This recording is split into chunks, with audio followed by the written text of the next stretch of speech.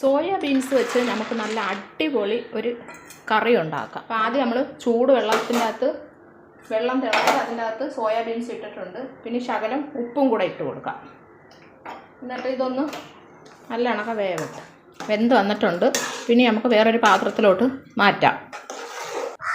അപ്പോൾ soya beans നല്ല കണക്ക വെന്തിട്ടുണ്ട്. നമുക്കൊരു ഇരപ്പയിൽ വെച്ച് വേറൊരു പാത്രത്തിലോട്ട് മാറ്റാം.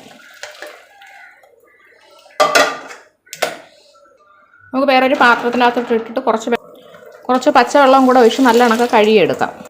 അപ്പോൾ കുറച്ച് വെളിച്ചെണ്ണ ഒഴിച്ച് കൊടുക്കാം. കടുക് ഇട്ട് കൊടുക്കാം. സവാള അരിഞ്ഞതിട്ട് കൊടുക്കാം. നല്ല കണക്ക് വഴറ്റി കൊടുക്കാം.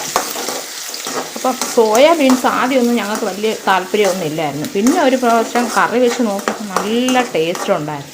പിന്നെ അതിനുശേഷം ഇവിടെ ആകെ 2 പേര് കഴിക്കത്തുള്ളൂ, 2 പേര് കഴിക്കത്തില്ല.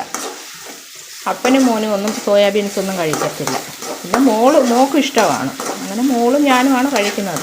പക്ഷേ ഇങ്ങനെ ഒന്ന് കറി വെച്ച് നോക്കണം. നല്ല അടിപൊളി ടേസ്റ്റ് എന്ന് പറഞ്ഞാൽ അടിപൊളി ടേസ്റ്റാണ്.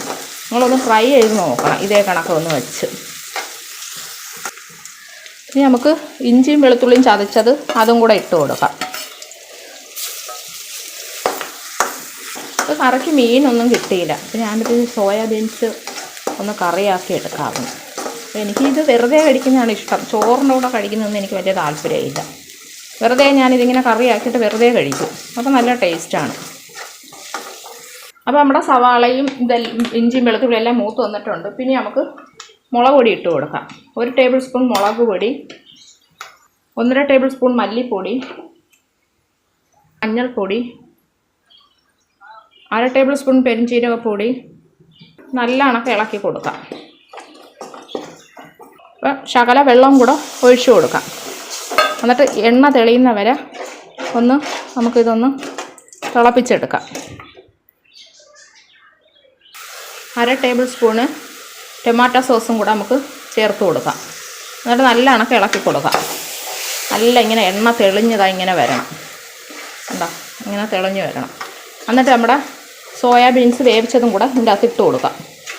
അപ്പോൾ സോയാബീൻസ് വേവിച്ചപ്പോൾ നമ്മൾ നേരത്തെ കുറച്ച് ഉപ്പ് ഇട്ട് കൊടുത്തിട്ടുണ്ടായിരുന്നു. അപ്പോൾ ശകലം ഉപ്പും കൂടെ ഇട്ട് കൊടുക്കാം. ആവശ്യത്തിനുള്ള ഉപ്പും കൂടെ ഇട്ട് കൊടുക്കാം. കുറച്ച് കറിവേപ്പിലയും കൂടെ ഇട്ട് കൊടുക്കാം. അപ്പോൾ ശകലം വെള്ളം കൂടെ ഒഴിച്ച് കൊടുക്കാം.